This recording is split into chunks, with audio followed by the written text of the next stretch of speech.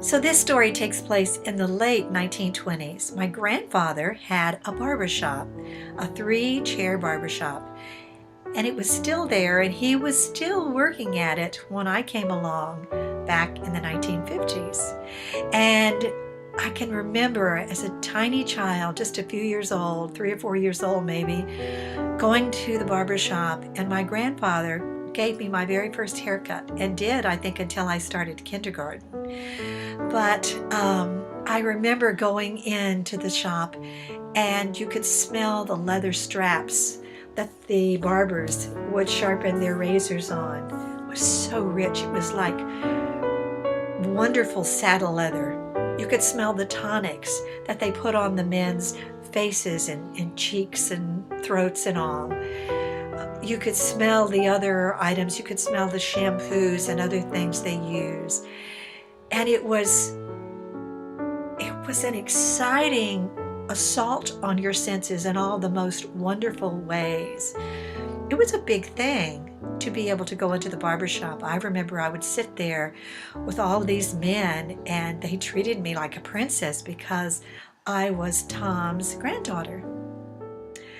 But this story is about my dad, and when he was about 3 years old, he would go down to the barber shop, usually once a week, and help his daddy close up shop. Well, what that really meant was he would be given a few pennies to go next door to the soda fountain and buy a candy bar. My dad would buy a chocolate candy bar.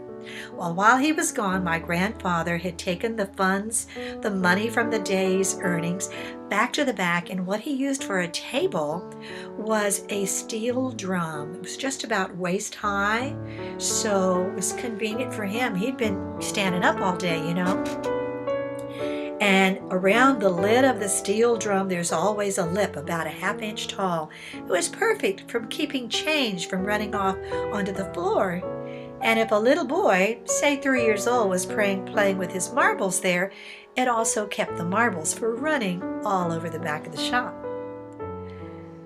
But so my grandfather would stand there, and he would count out the pennies and the nickels and the dimes until he got to $1, and then he would put those off to the side, and he would begin again.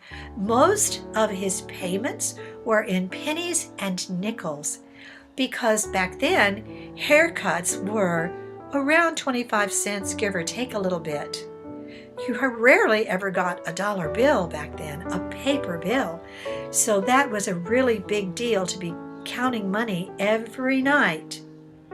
So my dad had run over with his money and got him a chocolate candy bar, and he'd come back, and he was watching his daddy count the pennies and the nickels and the dimes.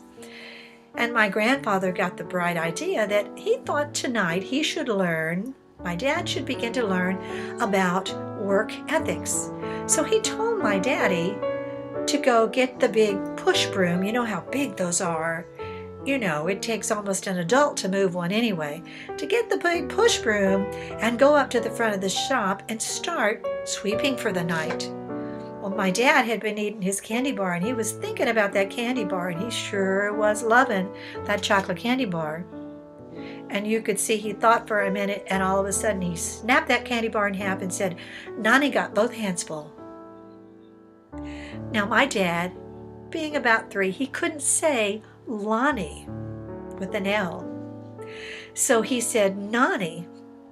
Now, he might not have been able to get the pronunciation right on his name, but boy, did he get the thinking down pat, because anybody that has a candy bar in both hands surely couldn't be expected to put that down and sweep the floor. Well, my grandfather could not get mad at him because it was so cute. So he allowed my dad to finish both candy bars and then go get the broom and try sweeping it up. Well, of course, my grandfather had to go along behind him, but that's where my dad learned the importance of work, whether you wanted to or not. And that kept him in good stead through the years. My dad was a very successful man before he retired, successful in his businesses and also in the community. Now, I wish I had all of my dad's work ethics, but that was not meant to be. And often I think about whether I'm going to jump or not. I give it a lot of thought. I do the balance. I do the pros and cons, just to be sure that what I think I'm fixing to do is the right thing to do. Now, do you do that? Or when you get an idea and you know in your heart it's the thing to do, you just go for it. You just stand at the edge and you jump for it with all confidence. Or are you a procrastinator and just put it off as long as you possibly can?